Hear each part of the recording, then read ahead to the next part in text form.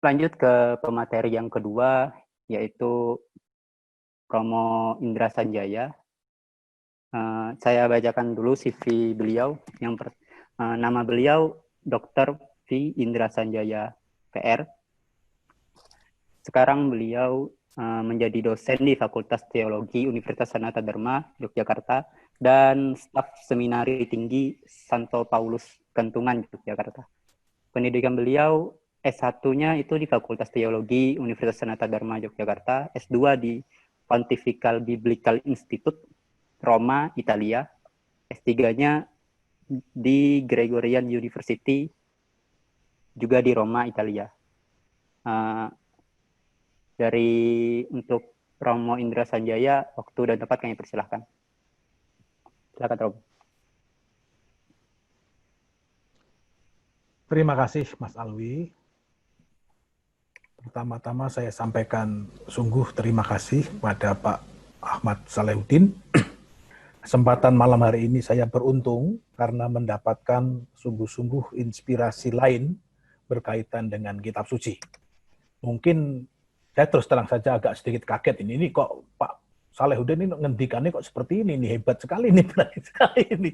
Sesuatu yang sebetulnya tidak berani saya harapkan dari pertemuan seperti ini. Tetapi ternyata ini yang terjadi. Ya. Pak Salehuddin tadi mencoba melihat kitab suci dari sudut pandang spesialisasi beliau, yaitu antropologi. Ya. Dengan demikian perspektifnya agak sedikit spesifik, jelas begitu. Tidak masuk pada teks-teks, tetapi lebih kepada kitab suci sebagai fenomena. Ya. Nah, mungkin saya tidak tahu apakah saya salah menangkap usulan atau dari Mas Alwi atau bagaimana, tapi saya mau masuk ke dalam yang tadi oleh Pak Saleh itu dipahami sebagai sesuatu yang sebuah jebakan diskursus. Mungkin karena saya sejak awal itu pendidikan saya didik hanya dengan teks terus itu, bahkan teks kuno seperti itu dengan bahasa-bahasa kuno. Akhirnya secara spontan itu ya masuknya yang keluarnya ya seperti itu. Mungkin kalau saya studi atau sesuatu yang dalam kerangka lebih bersifat sosiologis atau antropologis, mungkin saya bisa menyampaikan hal itu dari perspektif Katolik. Tapi biarlah, mungkin apa yang saya sampaikan ini walaupun tekstual ya mungkin bisa menjadi sebuah sharing saja yang siapa tahu bisa bermanfaat dan saling memperkaya. Yang jelas saya sudah diperkaya ini oleh Pak Saleh ini. Mungkin diperkaya lagi dengan diskusi dan hal-hal yang lain. Baik, saya akan share screen saja.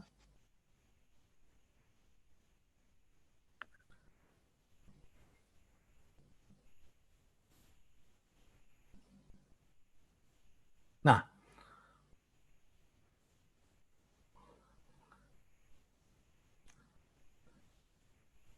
mungkin secara umum saja saya sedikit mendefinisikan apa itu kitab suci, walaupun tadi sudah secara lengkap disampaikan oleh Pak Saleh, saya tidak punya kompetensi justru bicara mengenai definisi secara antropologi atau apa. Saya hanya mengutip satu dua pendapat atau gagasan bahwa kitab suci atau scriptures itu secara umum menunjuk pada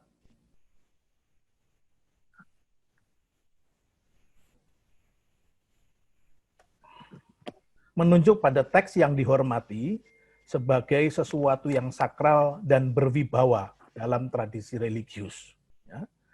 Walaupun, nomor 2 ini meskipun disebut kitab, dalam beberapa tradisi keagamaan sebetulnya kitab suci itu mempunyai asal-usul oral yang panjang. Tadi Pak Saleh sudah menyinggung ini bahwa kitab suci itu sebetulnya merupakan sebuah bukti atau sebuah saksi peralihan peradaban dari oral kemudian sampai tertulis.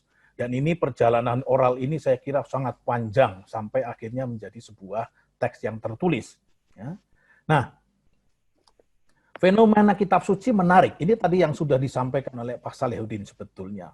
hal-hal yang bagi saya banyak yang baru. Tetapi malam ini saya hanya mau membatasi satu hal saja, ya berbicara mengenai fungsi kitab suci dalam kehidupan religius kelompok atau komunitas yang menerimanya. Jadi untunglah fenomen kitab suci yang menarik ini tadi sudah didahului oleh Pak Saleh untuk menceritakan macam-macam hal yang saya kira sungguh luar biasa, dan saya hanya menunut untuk bicara satu hal saja, bagaimana fungsi kitab suci di dalam kehidupan komunitas religius yang menerimanya. Jelas bahwa tadi dikatakan bahwa ini dalam banyak tradisi kitab suci merupakan sebuah perwujudan dari suatu otoritas religius. Tadi dalam rumusan Pak Salehuddin, kitab suci adalah, itu juga ada beberapa, ada 8 di sana, dan saya kira itu 1-2 bisa dimasukkan ke sini. Ya. Nah, kata suci itu menunjukkan bahwa tulisan-tulisan yang de facto tulisan-tulisan manusiawi bisa kita baca, itu diyakini sebagai sesuatu yang mempunyai asal-usul yang ilahi. Entah bagaimana ini mau dipahami, diterangkan, ini persoalan lain. Ini bisa debat macam-macam, dan ya inilah, kitab suci tadi di satu pihak membawa kedamaian, tetapi juga rupa-rupanya membawa banyak konflik. Nah, otoritas ini, kalau tadi dikatakan merupakan sebuah perwujudan otoritas, otoritas ini nampak dalam kenyataan bahwa teks-teks Alkitab atau teks kitab suci, saya tidak mau mengatakan Alkitab dulu, teks kitab suci itu banyak menjadi dasar hukum untuk mengatur bagaimana manusia harus hidup, atau paling tidak bagaimana manusia hidup bersama. Nah, ini. Nah, contohnya masyarakat Yahudi itu dibangun atas peraturan-peraturan yang terdapat di dalam hukum Taurat. Kitab Taurat yang diyakini berasal dari Tuhan sendiri. Jadi kehendak Tuhan itu seperti ini yang terungkap dalam hukum Taurat, lalu itu diimplementasikan menjadi sebuah peraturan tata hidup di dalam masyarakat. Lalu kita bisa bertanya kenapa sebetulnya Tuhan mengatur dan menentukan bagaimana manusia untuk hidup. Nah, saya kira kita bisa menjawab bahwa ini sebetulnya adalah untuk kebaikan manusia sendiri. Apa itu kebahagiaan manusia, itu bisa dirumuskan dengan berbagai macam istilah, tetapi saya kira bisa dirumuskan dengan Tuhan menghendaki kita itu menjadi orang baik, dengan demikian nanti masuk surga, dan seterusnya, dan seterusnya. Masing-masing punya rumusan yang saya kira berbeda-beda, tapi tidak apa-apa. Nah, di dalam Alkitab, boleh dirumuskan seperti ini di dalam kitab Mazmur, itu dirumuskan seperti itu. Firman-Mu itu adalah pelita di kakiku dan terang bagi jalanku. Jadi dikatakan di sini pelita bagi kaki dan terang bagi jalan, ini menggambarkan bagaimana kehidupan manusia itu sebetulnya butuh tuntunan, butuh pelita supaya tidak kesandung, tidak apa gitu ya. Nah, butuh terang supaya tidak kejeblos, tidak menginjak apa begitu. Nah, inilah fungsi daripada kitab suci. Nah, dari titik ini mungkin kita bisa, atau saya mau melanjutkannya seperti ini. Nah, sejarah umat manusia itu masih terus berjalan. Tidak tahu sampai kapan itu. Apakah sejarah kita selesai? Tidak tahu sampai kapan. Ya. Oleh karena itu, diperlukan juga tuntunan bagaimana manusia itu harus hidup. Tetap harus diperlukan seperti itu. Ya. Kalau manusia itu masih harus berjalan, dan kitab suci sebetulnya adalah tuntunan untuk manusia bagaimana harus hidup, maka dalam sejarah yang terus berjalan ini, bagaimanapun juga kitab suci harus tetap diperlukan. Nah, dalam sejarah yang terus berjalan, yang berubah itu bukan hanya zamannya, tetapi manusianya juga berganti. Dan kita semua paham itu, setiap zaman itu mempunyai apa yang disebut, apa itu, zeitgeist, ya, roh zaman, yang mempunyai kekasan macam-macam, yang mendorong ke arah mana gerakan-gerakan manusia pada zaman tertentu seperti itu. Ya. Manusianya berubah, zamannya juga berubah.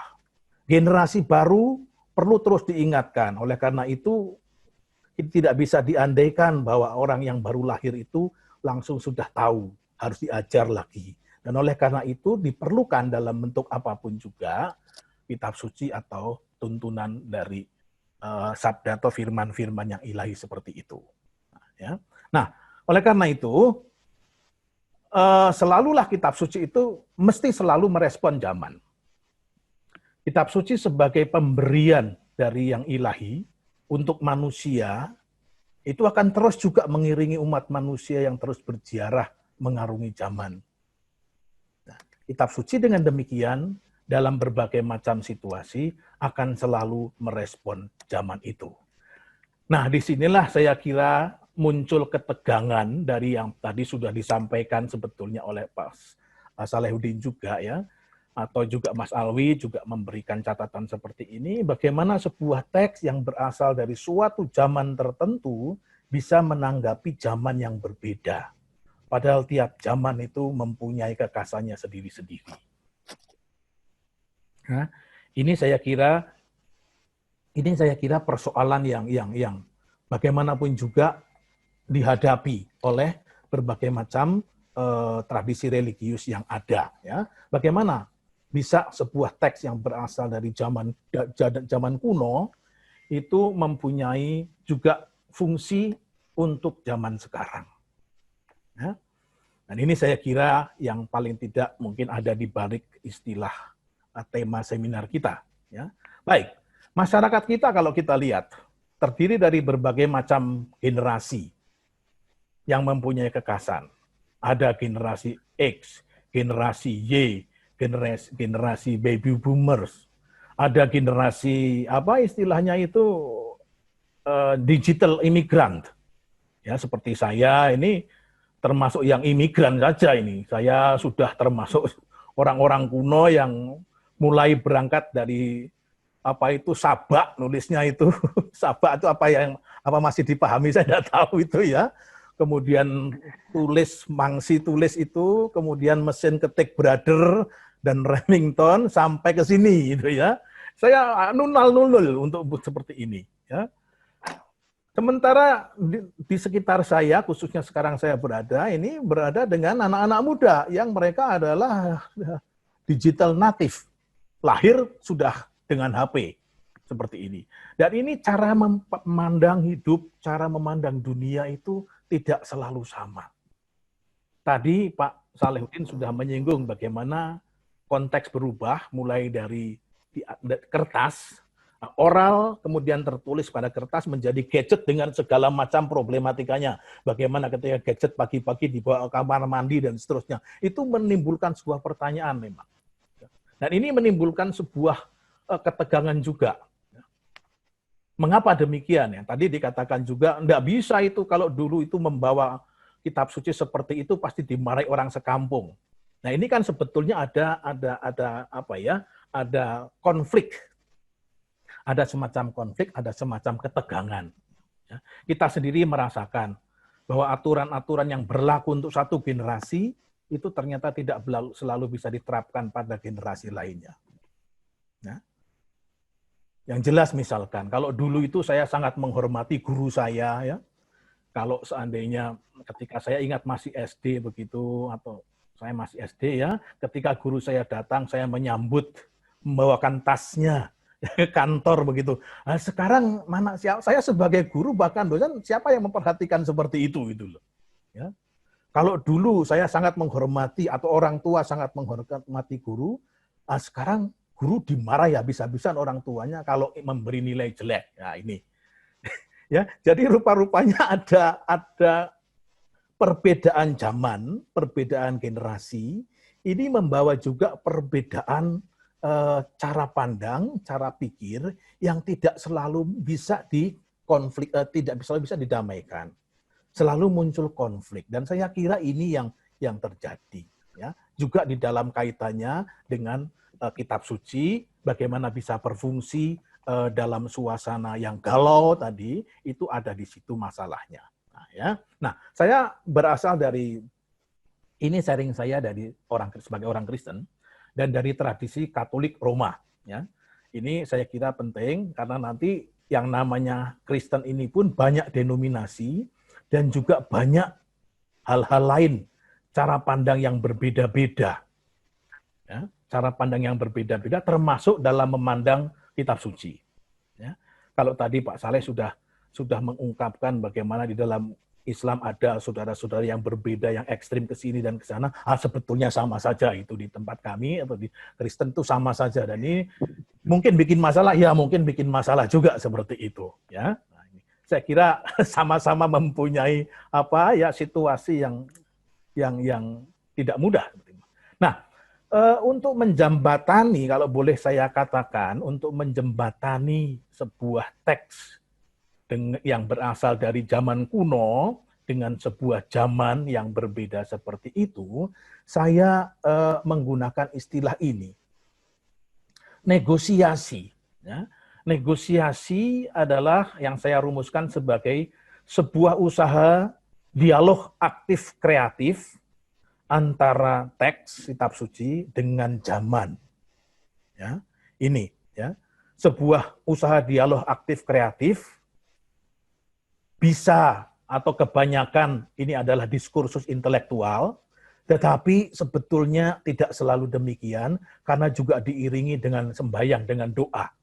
Ya, kita juga mencoba mendengarkan batin. Nah, kadang-kadang doanya nanti lupa itu, Mbak.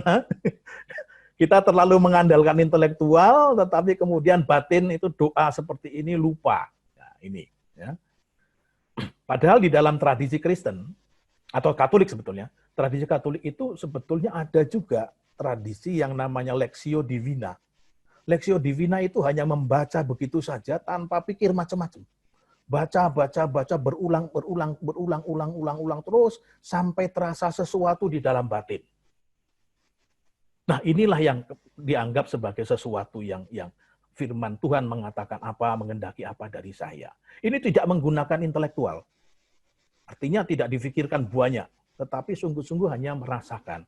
Jadi ini sedikit cerita yang boleh dikatakan sharing saya mengenai bagaimana tradisi Kristiani memaknai lah, untuk sedikit tadi melengkapi apa yang disampaikan Pak Salehudin, ya, bahwa dalam tradisi Kristiani juga ada yang bukan pertama-tama melihat sebagai sebuah tulisan yang harus dipahami secara intelektual, tetapi dibaca secara berulang-ulang terus sampai.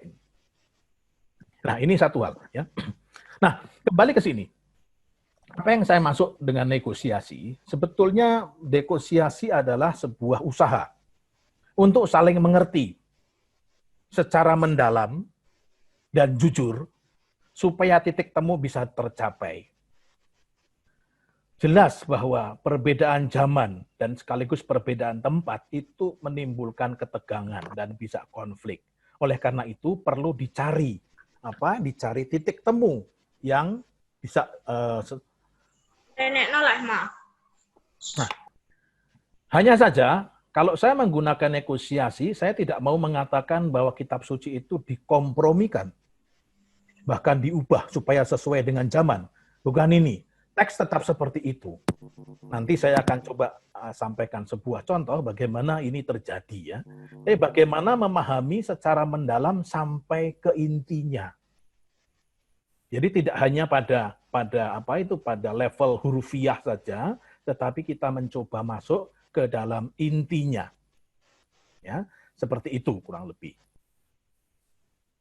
Nah, persoalan itu bisa dirumuskan dengan relasi sebetulnya antara teks dengan pembacanya. Nah, relasi antara teks dengan pembaca sebetulnya tidak hanya menyangkut perbedaan waktu, perbedaan zaman, tetapi juga perbedaan lokasi, perbedaan tempat. Ya. Dan ini juga sesuatu yang tidak mudah untuk diatasi karena perbedaan tempat itu mengandaikan perbedaan kultur yang berbeda-beda. Nah, perbedaan zaman dan lokasi ini mengisyaratkan sebuah pertemuan kultur yang berbeda-beda. Dan ini sangat kompleks. Saya itu di fakultas saya itu banyak teman-teman yang dari daerah timur. Ya. Dan cara mereka berbicara itu sangat khas. Ya. Kalau saya bertanya kepada mereka, kadang-kadang saya bertanya begini, kopi mana? Kopi mana itu, kalau orang-orang Jawa, teman-teman yang Jawa, dia mungkin menangkapnya ini adalah kopi. Tetapi orang-orang Timur tahu bahwa pertanyaan saya kopi mana itu sebetulnya bertanya, kau pergi mana? Ya, kau pergi kemana? Nah, ini menunjukkan bahwa komunikasi itu bisa saja tidak lancar ketika perbedaan kultur yang menyangkut juga perbedaan bahasa seperti itu tidak diperhatikan. Ya. Nah, Perjanjian Lama itu ditulis dalam bahasa Ibrani, Perjanjian Baru ditulis di dalam bahasa Yunani. Dan ini sebenarnya apa? Menunjukkan bahwa rupanya konteks waktu itu dengan segala implikasinya mempengaruhi penulisan kitab suci. Bagaimanapun juga, ya. Ini tadi Pak Saleh juga sudah menyinggung sedikit soal seperti ini. Ya. Nah, bagaimana mau merespon zaman? Saya kira merespon zaman itu ada dua arahnya. Ya, arahnya itu ada dua. Bisa pertama menanggapi sesuatu yang kontekstual, sesuatu yang tidak ada di dalam kitab suci, ya, dan baru muncul sesuai dengan perkembangan zaman itu sekarang ini. Ya. Misalkan saja soal internet itu di dalam kitab suci pasti tidak ada. Ya. Kalau sudah ada, itu pasti kitab suci tidak seperti ini.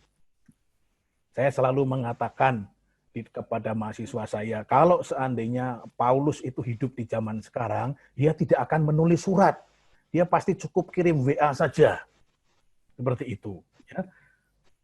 Pengandainya tidak ada karena itu dia hanya bisa menulis surat pada zaman itu. Ya. Kemudian soal ekologi.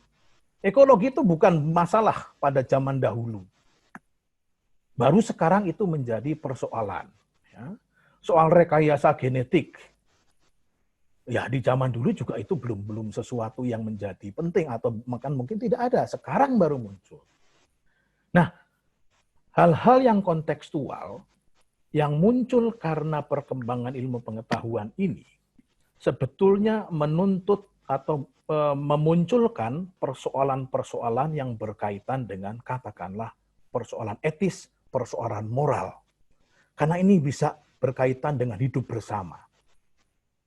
Lalu pertanyaannya adalah bagaimana dalam situasi seperti ini, ya, bagaimana dalam situasi yang seperti ini kitab suci itu bisa memberikan sumbangan tuntunan bagaimana orang-orang sekarang bisa hidup menghadapi situasi yang seperti ini.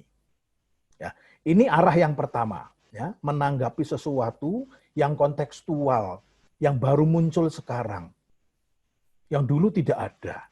Ya, karena jelas bahwa hal-hal yang berkaitan dengan kemajuan zaman, kemajuan seperti ini itu menimbulkan persoalan.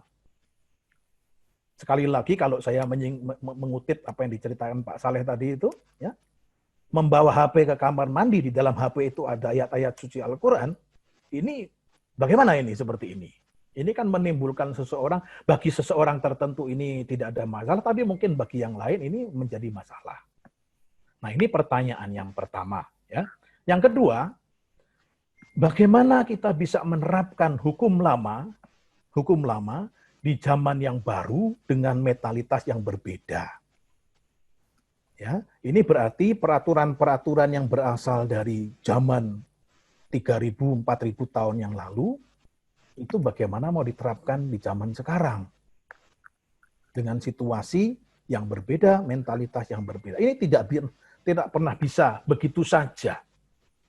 Pasti menimbulkan konflik kalau orang mencoba untuk begitu saja menerapkannya.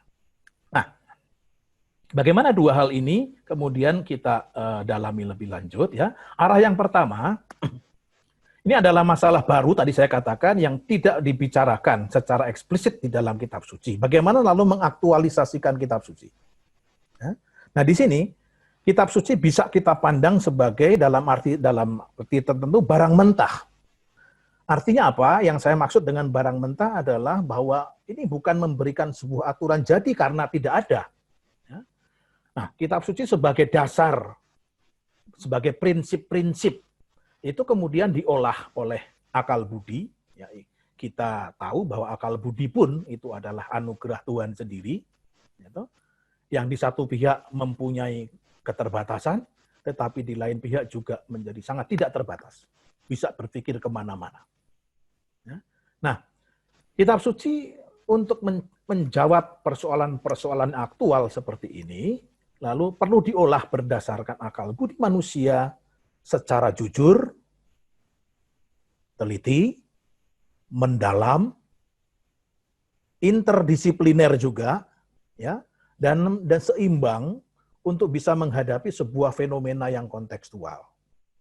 Ini artinya apa? Mengapa saya menggunakan berbagai macam syarat-syarat seperti ini, jujur, teliti, mendalam, interdisipliner, dan seimbang, supaya apa? Supaya firman Tuhan itu tidak dimanipulasi begitu saja. Tapi sungguh-sungguh dengan studi yang mendalam, orang bisa sampai pada sebuah kesimpulan, inilah yang mungkin yang paling baik. Nah, sekarang ini, lalu ajaran-ajaran macam ini, ya, ada di dalam, atau terumus di dalam apa yang disebut dengan ajaran gereja. Ada dokumen-dokumen gereja, ajaran-ajaran gereja, tentang hal-hal yang kontekstual, hal-hal yang sekarang, bagaimana itu mau ditangkapi. Ya, saya ambil contoh. Konsili Vatikan kedua, saya kira ini teman-teman pasti juga sudah mendengar paling tidak ya. Konsili Vatikan kedua itu adalah sebuah dokumen yang boleh dikatakan membalik banyak pandangan gereja. Pandangan gereja tentang agama-agama non-Kristiani, relasi dengan saudara-saudara Muslim, dengan ekumenis, dan macam-macam, kebebasan beragama, dan seterusnya. Itu semua, kalau diperhatikan sebetulnya tidak secara eksplisit ada di dalam Alkitab. Tetapi berdasarkan prinsip dan melihat secara keseluruhan, lalu orang bisa disimpulkan, orang menyimpulkan inilah. Ya. Kita bisa membayangkan Konsili Vatikan kedua itu dihasilkan oleh, atau ketika sekian ribu, 3.000 sekian uskup itu berkumpul bersama-sama memikirkan, sekali lagi juga dalam doa tadi itu, dalam doa untuk merumuskan apa sebetulnya yang bisa gereja buat menghadapi zaman yang sudah berbeda dengan sekian puluh tahun yang lalu. Ya, jadi proses dan prosedurnya kurang lebih seperti itu. Ketika sebuah ajaran, sebuah situasi tidak disinggung secara eksplisit, lalu dicoba diolah bersama-sama, ya, paling tidak diderivasikan dari kitab suci, dan yang terutama tidak bertentangan dengan kitab suci dengan ajaran yang lain. Ini, ya. Demikian juga kalau disinggung adalah Laudato Si. Laudato Si adalah apa? Laudato Si adalah sebuah dokumen yang relatif akhir, ini baru beberapa tahun yang lalu, tentang ekologi. Disadari bahwa alam semesta ini milik bersama, rumah bersama, dan bagaimana kita harus merawatnya supaya dunia ini bisa menjadi sebuah tempat yang nyaman untuk semua orang. Dan kita tahu bahwa ekologi itu menjadi persoalan. Saya katakan tadi, masalah ekologi, masalah lingkungan hidup tidak ada di dalam kitab suci. Tidak ada. Tetapi ketika tingkah laku manusia itu merusak seperti itu, lalu bagaimana? Apa yang harus dibuat? Nah, ini sekali lagi proses berpikirnya adalah dari sana. Ya. Nah, harus diakui bahwa hasil studi dan refleksi ini membutuhkan waktu yang lama, sehingga gereja sering terlambat menanggapi persoalan-persoalan zaman tertentu. Mungkin teman-teman ingat juga ya, beberapa tahun yang lalu itu muncul sebuah novel yang namanya Da Vinci Code itu. Yang membuat heboh. Lalu banyak orang mendesak bagaimana gereja harus menanggapi seperti ini. Bagaimana gereja harus menanggapi seperti ini. Ya tidak bisa dijawab secara langsung seperti kalau guru menjawab pertanyaan murid, ada pertanyaan langsung dijawab. Tidak. Ini dibutuhkan sebuah studi apakah memang perlu untuk menjawab menanggapi persoalan-persoalan yang seperti itu. Ya. Baik, ini yang pertama. Ini yang pertama, ya. Arahnya adalah itu. Arah yang kedua, nah, arah kedua adalah masalah seperti ini. Karena pengaruh konteks, ya, inti dari ajaran yang ilahi ini hampir selalu muncul dalam keadaan terbungkus dalam rumusan atau masalah yang terikat sejarah. Ini ada bahaya kalau kita sibuk dengan bungkus, tetapi tidak pernah sampai kepada intinya. Ya, saya bisa memberikan sebuah cerita yang terkenal, misalkan seperti ini. Ya. Ada sebuah biara, di dalam sebuah biara itu ada seorang biarawan yang sudah sepuh, sudah tua. Dan dia punya anjing. Dia punya anjing. Dan anjing itu selalu mengikuti kemana-mana dia. Ya, mengikuti dia kemana-mana seperti itu. Dan anjingnya nakal. Gigiti ke sana, kemari, ke sana. Nah, termasuk juga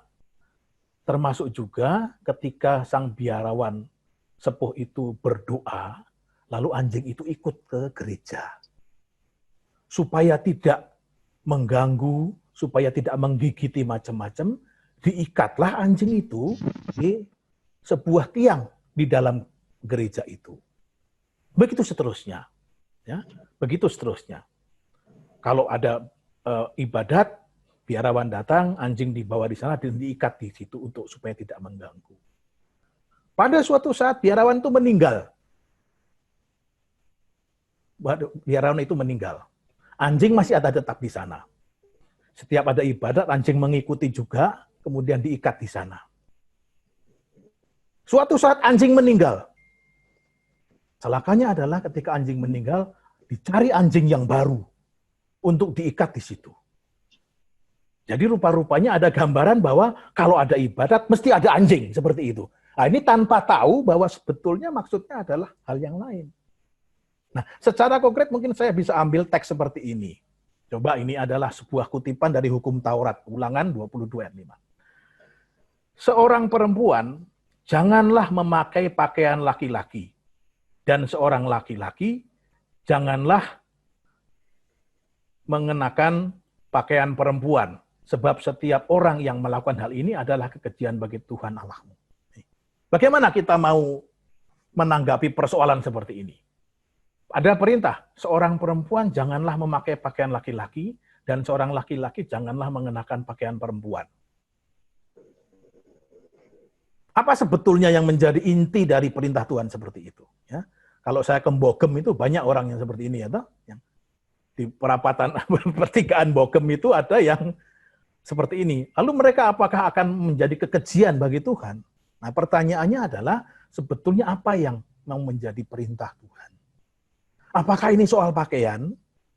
Apakah ini soal transgender, transseksual, atau apa? Nah, tanpa studi yang mendalam untuk mengetahui ini sebetulnya tentang apa, bisa saja orang mengatakan, karena ini adalah perintah Tuhan seperti ini, maka you mesti ikut. Seorang perempuan janganlah memakai pakaian laki-laki, dan seorang laki-laki janganlah mengenakan pakaian perempuan. Dan ini bisa ada yang seperti ini, dan kita tahu bahwa yang seperti ini repot, dan banyak sekali seperti ini. Ya. Ada satu kutipan juga yang boleh saya ambil di sini, saya kutip ya. Ada suatu kutipan bahwa Yesus pernah mengatakan, bagi orang yang percaya, dia memegang ular pun, digigit ular pun tidak akan mati. Bisa ular tidak akan mencelakakan. Ini diambil secara harafiah. Maka ada pendeta yang juga membangun gereja, ada ularnya. Dia mesti bawa ular kemana-mana. Dan suatu saat ularnya itu entah karena apa, menggigit dia dan dia mati. Seperti itu. Nah, ini di mana yang salah seperti ini ya? Nah, ini contohnya, dan kita bisa mengenal sebetulnya kisah mengenai kalau boleh saya katakan ini, contoh lain adalah Galileo Galilei. Mungkin pernah kita mendengar semua ya. Ya, tahun 1663 dihukum gereja karena mendukung teori heliosentrisnya dari Kopernikus. Alasannya apa? Alasannya adalah bahwa pandangan heliosentris ini melawan apa yang tertulis dalam kitab suci.